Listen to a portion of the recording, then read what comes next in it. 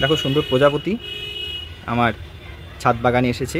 প্রজাপতি আজকাল দেখা যায় না, খুব সুন্দর বাহারি রঙের এই প্রজাপতি ছাদ বাগানে এসেছে আমার ছাদ বাগানের একজন সম্মানীয় দর্শক ভিজিটর। এই দেখো, এই না হলে সকাল। তোমাদের যেরকম বলেছিলাম টানা বৃষ্টিতেও এই গাছগুলিকে আমি ঠিক এইভাবেই রাখবো, ঠিক সেভাবেই রেখেছি। এবং বিশ্বাস করো, যেভাবে আমরা ভয়ে থাকি যে এইভাবে একটানা বৃষ্টিতে কি হবে, বিশেষ করে নতুন ছাদ বাগানীদের মধ্যে কিন্তু একটা ভালো রকম ভয় পাইয়ে দেওয়ার একটা বিষয় রয়েছে। কিন্তু গাছ প্রাকৃতিক জিনিস, সেই গাছ খানিকটা ম্যাচিওর হলে এইরকম টানা বৃষ্টিতে ক্ষতির থেকে বরং লাভটাই হয়। শুধুমাত্র নিয়মিতভাবে ছত্রাকনাশকটা স্প্রে করে যাবে, সেটাও 15 দিনের গ্যাপে সকালের দিকটায় স্প্রে করে দেবে। বাকি কিন্তু সেরকম কোনো সমস্যা নেই। ড্রেনেজ সিস্টেম তোমরা নিশ্চয়ই ঠিকভাবেই বানাচ্ছ, সেটাই এই কাগজ ফুলের মেন জায়গা।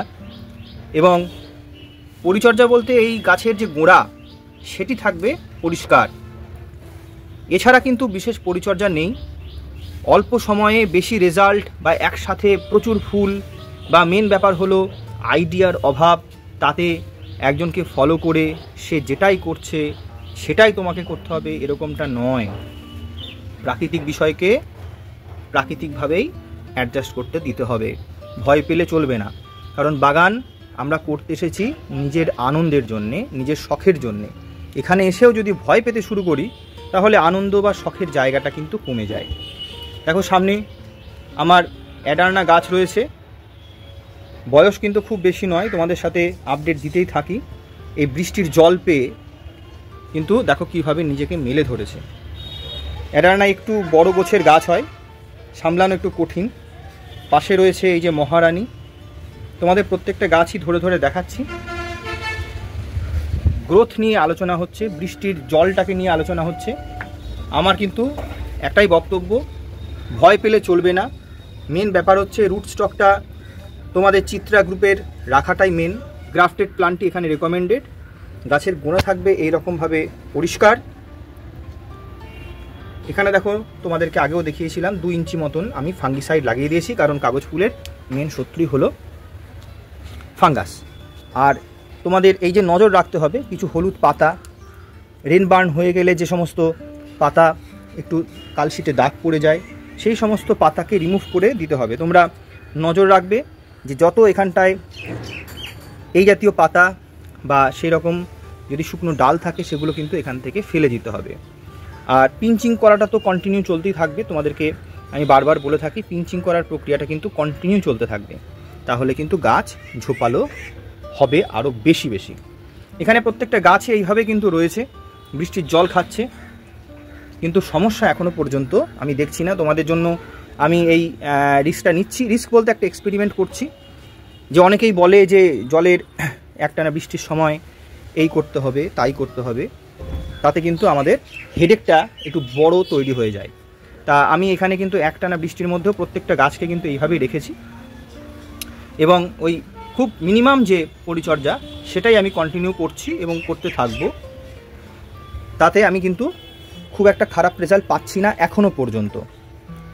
আজকে আগস্ট মাসের 9 তারিখ, আজকে এই আপডেটটা দিতে এলাম, কারণ তোমাদেরকে কথা দিয়েছিলাম যে আমি আপডেট দিতে থাকবো। এই হচ্ছে একটা ওভারভিউ, মাঝখানটা ফাঁকা করে নিয়েছি যাতে আমি দাঁড়াতে পারি ঠিকভাবে। আর এখানটায় যে গাছগুলি এখনও আগাছায় ভর্তি রয়েছে, আমি সব গাছগুলো এখনও আগাছামুক্ত করতে পারিনি, সেগুলি কিন্তু এখনই আমি আগাছামুক্ত করতে থাকবো। তা এই হচ্ছে মেন ব্যাপার। এই বুড়ো এই দেখো যে পাতাতে বেশি জল ধরে, এটা গাছই করে, জল অতিরিক্ত দিয়ে এটাকে ফেলে দেওয়ার চেষ্টা করে যাতে গাছের বাকি যে ইয়েগুলি কাণ্ড এবং শাখা প্রশাখাগুলি সেগুলি যাতে ঠিকঠাক থাকে। তাই এটা কিন্তু গাছ ন্যাচারালি করে থাকে, ভয় পাওয়ার কিছু নেই। মূলত আমাদের ওয়েট এবং ওয়াচ করতে হবে এবং নিয়মিত এই ব্যাপারটা লক্ষ্য রাখতে হবে। গাছের কোনো রকম কোনো ক্ষতি কিন্তু হয়নি এবং হবে বলে আমার মনে হয় না। সেই জন্যই তোমাদেরকে দেখানো। আমার বক্তব্য একটা পরিষ্কার বক্তব্য যে গাছ করছি আমরা আনন্দে, গাছ করছি আমরা শখে, সেখানে কিন্তু ভয় পেলে চলবে না। অনেকেই হয়তো বলবে দামি দামি ভ্যারাইটি নিচ্ছি, এবার যদি গাছ মরে যায় তাহলে সেই খেসারতটার কি হবে? বিষয়টা সেরকমটা নয়। যদি ছোট চারা নিয়ে আসো, একদম একদম 2-3 মাস বয়সী চারা, প্রত্যেকটা গাছের ক্ষেত্রে সেরকম ট্রিটমেন্ট হবে। কিন্তু যখন গাছ এই রকমভাবে বছরখানেক বা তার বেশি পুরনো হয়ে যাবে, সেই ক্ষেত্রে কিন্তু এইভাবেই আমরা রেখে দেব। বৃষ্টির মধ্যে কিন্তু কোনো রকম অসুবিধা হওয়ার কথা নয়। আমার তো হচ্ছে না, সেটাই তোমাদের সাথে শেয়ার করছি, সেটাই তোমাদের সাথে আমি আপডেট দিতে থাকবো। এটাই হচ্ছে মেন বলার। দেখো সুন্দর প্রজাপতি আমার ছাদ বাগানে এসেছে।